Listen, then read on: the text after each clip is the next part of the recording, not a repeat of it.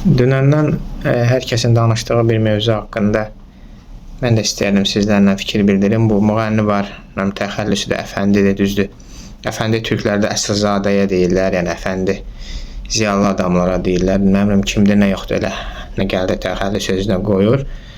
Söhbət onun erməni ilə qucaqlaşması, sonra gəlib demək ki, mən nə demişəm ki, mən bunu neyirəm ki, süd deyir, ermənilərlə sülh imzalamamış. Bilirsiniz, belələrinə birinci elərini demək lazım, Ermənistan Azərbaycanla heç bir sülh müqaviləsi yoxdur. İkinci laf, nəsə olsa belə, o demək deyir ki, biz hardan erməni görüb onu qucaqlayıb öpməliyik.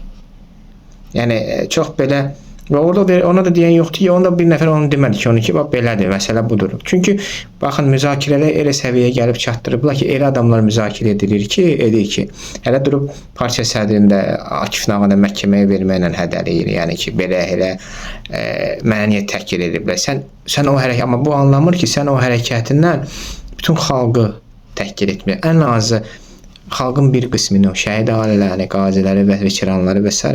ən azı bax, bu məsələdə ermənilərə qarşı daha prinsipial mövqe olanlar, 30 illik qaçqın həyatı yaşayanlar, birinci Qarabağ müharibəsində itkin qurban olanlar, sən hamısı onları təhqir edirsən. Baxın, bu bizim məhkəmədə, Bakı məhkəmədə erməni terrorçuların məhkəməsi gedir. Orada nə qədər şahidlər durur bizim sakinlər arasında, hansılar ki, əsir olublar, orada işgəncələr görüblər onların əlindən, yaxınlarını itiriblər və sən onları təhqir edirsən bəs bu məsələlərlə. Yəni ki, və burada təkcə o özünü Əfəndi təhlisi qoyanın günahı deyil, bu cəmiyyətimiz bu gündədir. Mən baxıram bizim cəmiyyətə, yəni bir ermənilərə bir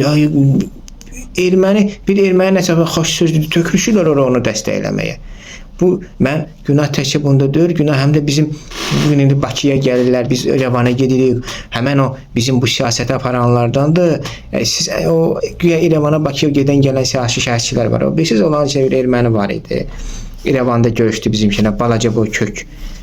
Ondan sonra erməni dilində bir verilişi var. Orada deyir ki, lazımıza taxla gələcək. Yəni, onun ümumiyyətlə bizim hökumət iqtidar izləyir belə şeyləri. Ermənilərin əsas sifəti. Yoxsa ermənilərin Aslanyan adlı siyasi şərhçisi var. Ukraynada yaşayır, erməni əsəri. Deyir ki, nəsə paylaşır sülh haqqında. Və sonra yazır, şərh orada yazır. Özü açıq bunu deyirlər. Artıq gizlətməyə də ehtiyac duyulur. Çünki artıq bizim nə qədər ya bu eyfariya qapıldığımızı, ya da ağlımızı itirdiyimizi, ya da yaltaqlığımızı artıq bilmirik, hansı səviyyədə təqdim etməyimizi görür və deyir ki, Paşinyan hitrid, yəni Paşinyan hiləgərlik eləyir. Yəni biz güc yığandan sonra yeni əsas simasını Paşinyan açacaq. Yəni ermənilər göstərəcək. Bunu ən azı xalq da cəmiyyət də izləməsə, bu ermənilərə qucaq açıb onları qucaqlamaq istəyənlər də istəməsə, xalq arasında, cəmiyyət arasında, mədəniyyət sferası arasında, siyasət sferası arasında fərq etməsə, buna iqtidar bunu görməli, iqtidar izləməli, iqtidar ümumiyyətlə erməniləri izləyirmi? Yoxsa elə özümüzə uyğun yaltaq politoloqlar, siyasi şərhçiləri bütün gün televiziya kanallarına çıxardıb istədiklərinizi deyib danışır və bununla da hər şey bitmiş olmuraq.